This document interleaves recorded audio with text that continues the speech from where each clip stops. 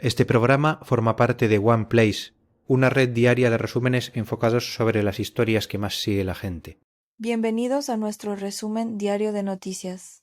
Hoy analizamos los temas más urgentes que están marcando la agenda informativa en Colombia y el resto del mundo. Petro descarta subsidios por guerra externa. Liquidación de EPEs enfrenta trabas legales. Desmienten audio falso de Efraín Cepeda. Cumbre CELAC termina sin consensos claros. La democracia global retrocede niveles históricos. Grok de X presenta fallas frecuentes. Gobierno rompe con la segunda Marquetalia. D. Caracol responde ante denuncias de acoso. Fuerte cruce entre Galán y Pizarro. Analizan la fragilidad del culto trompista. Comenzamos con esto. Que Bergabón, Biel, Prez, el presidente Gustavo Petro ha lanzado una advertencia seria sobre el futuro de los precios de los combustibles en Colombia. Debido a la creciente inestabilidad de los conflictos bélicos en Oriente Medio, el mandatario señaló que no será posible mantener los subsidios a la gasolina, como se venía haciendo. Esta decisión responde a la necesidad de proteger las finanzas públicas frente a un choque externo que dispara los precios internacionales del petróleo y sus derivados.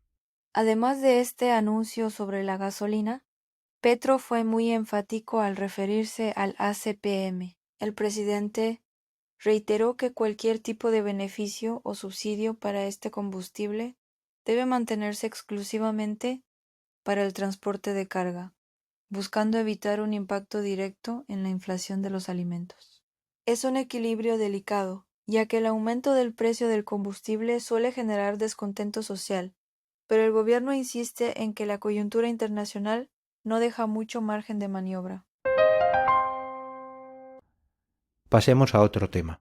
La intención del gobierno de liquidar las EPEs que se encuentran en situación de quiebra ha generado un intenso debate jurídico y político. Aunque el presidente Petro ordenó avanzar con estas liquidaciones la semana pasada, expertos aseguran que el camino es extremadamente complejo. Existen normativas vigentes que imponen limitaciones severas y los tiempos administrativos son demasiado ajustados para lo que resta del actual mandato presidencial. Es una jugada arriesgada que busca forzar un cambio estructural en el sistema de salud.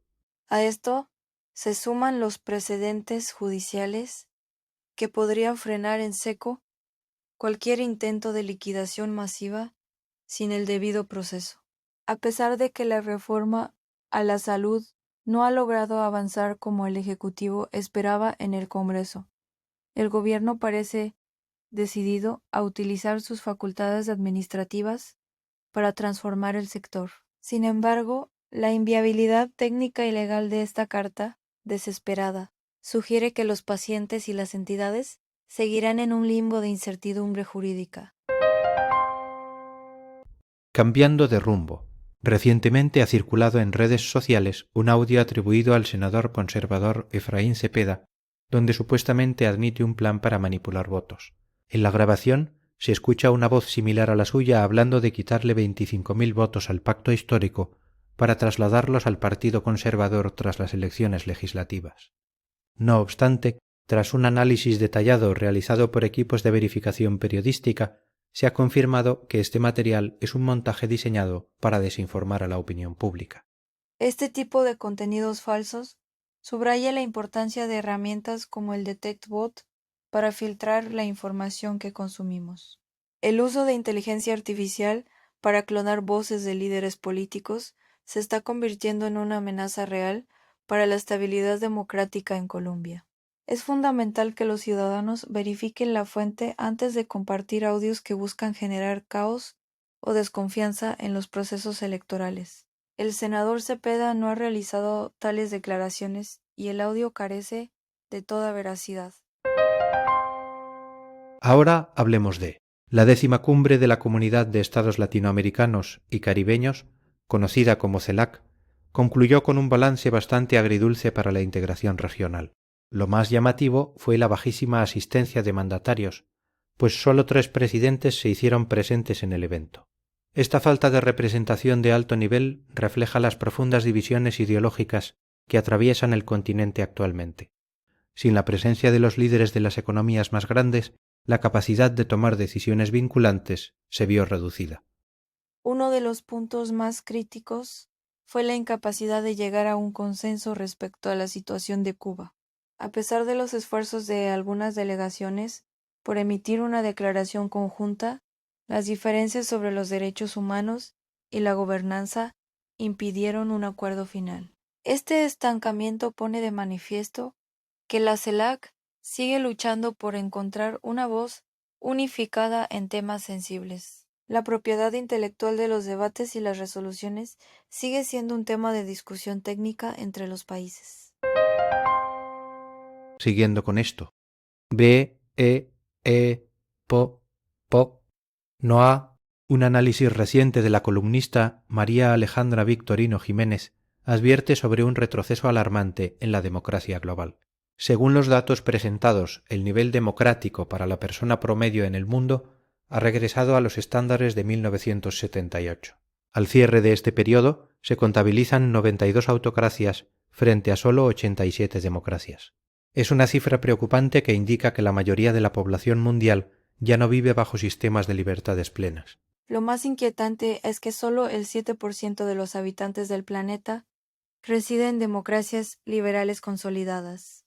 La autora señala que la muerte de la democracia ya no ocurre necesariamente mediante golpes de Estado tradicionales o tanques en las calles. Ahora, el deterioro es más sutil y ocurre desde adentro de las instituciones, mediante el debilitamiento de los contrapesos y la polarización extrema.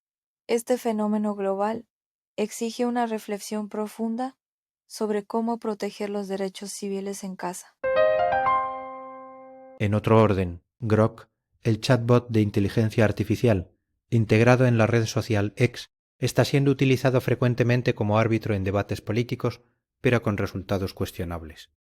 Informes recientes indican que esta herramienta falla en aproximadamente 1 de cada 4 respuestas que ofrece a los usuarios. Dado que X es una plataforma central para la discusión pública en Colombia y el mundo, la inexactitud de su IA puede amplificar narrativas falsas. La confianza en estos sistemas automatizados para verificar hechos sigue siendo un riesgo considerable. El problema radica en que muchos usuarios toman las respuestas de Grok como verdades absolutas, sin contrastar la información. En un entorno digital, donde la desinformación se propaga con rapidez, un margen de error del 25% es demasiado alto para un supuesto verificador. Los periodistas y analistas recomiendan no depender exclusivamente de estos chatbots para entender la realidad política. La tecnología todavía tiene un largo camino por recorrer antes de poder sustituir el criterio humano y la verificación periodística rigurosa. Continuamos con noticias. El Gobierno Nacional ha aclarado oficialmente que no existe ninguna negociación vigente con la Segunda Marquetalia, el grupo disidente liderado por Iván Márquez. A través de la oficina del Comisionado de Paz, se confirmó que desde noviembre de 2024 no hay mesas de diálogo ni acercamientos activos. Aunque en junio de ese mismo año se intentó establecer una mesa en Caracas, el proceso se fracturó debido a comunicaciones internas del grupo armado. Esta ruptura marca un punto de inflexión en la política de paz. Como consecuencia de este estancamiento, el gobierno emitió la Resolución 202 de julio de 2025. Mediante este documento legal se reactivaron formalmente las órdenes de captura contra varios miembros clave de esta organización criminal. La decisión refleja una postura más firme del Ejecutivo ante la falta de voluntad de paz demostrada por la disidencia. Sin diálogos en el horizonte, la fuerza pública retoma la ofensiva legal y operativa contra los cabecillas, que se apartaron de los compromisos iniciales en Venezuela. Pasando a medios. Juan Roberto Vargas, director de Noticias Caracol, rompió el silencio sobre las graves denuncias de acoso sexual que involucran a 2 periodistas del canal. En una transmisión en vivo, Vargas aseguró que la empresa que está realizando investigaciones internas rigurosas para esclarecer los hechos señalados por empleadas y colegas en redes sociales. El director enfatizó que el medio de comunicación más visto del país no tolerará conductas que vulneren la integridad de su equipo. Es un paso importante hacia la transparencia en la industria mediática. Durante su intervención, Vargas afirmó categóricamente que están del lado de las víctimas y sus familias, garantizando su protección durante todo el proceso. También mencionó que se tomarán todas las decisiones administrativas y legales necesarias una vez concluyan las indagaciones. Este caso ha desatado una ola de reacciones en el gremio periodístico, poniendo de relieve la necesidad de protocolos más estrictos contra el acoso. La visibilidad de estas denuncias busca generar un cambio cultural profundo dentro de las redacciones y cadenas de televisión nacionales. Otro tema relevante. Un fuerte intercambio de mensajes en redes sociales ha captado la atención política, involucrando a Juan Manuel Galán y María José Pizarro. La discusión se centró en los señalamientos relacionados con el magnicidio de Miguel Uribe y la figura de Iván Cepeda.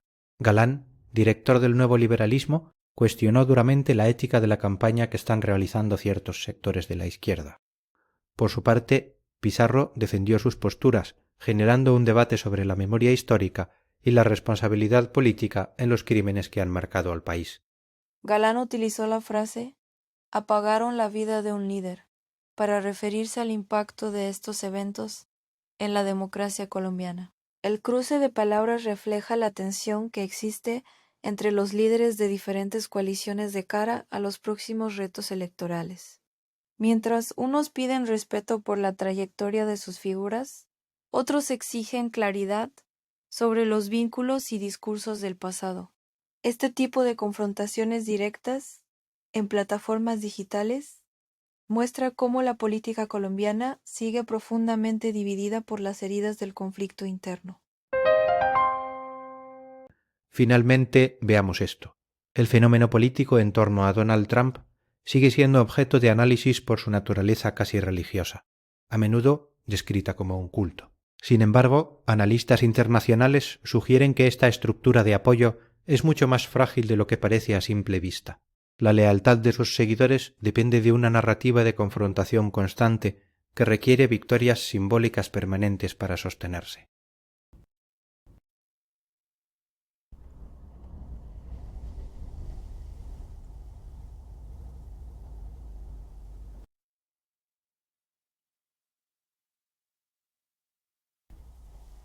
Si esa percepción de invencibilidad se quiebra, el movimiento podría enfrentar una fragmentación interna acelerada, afectando el panorama político de los Estados Unidos.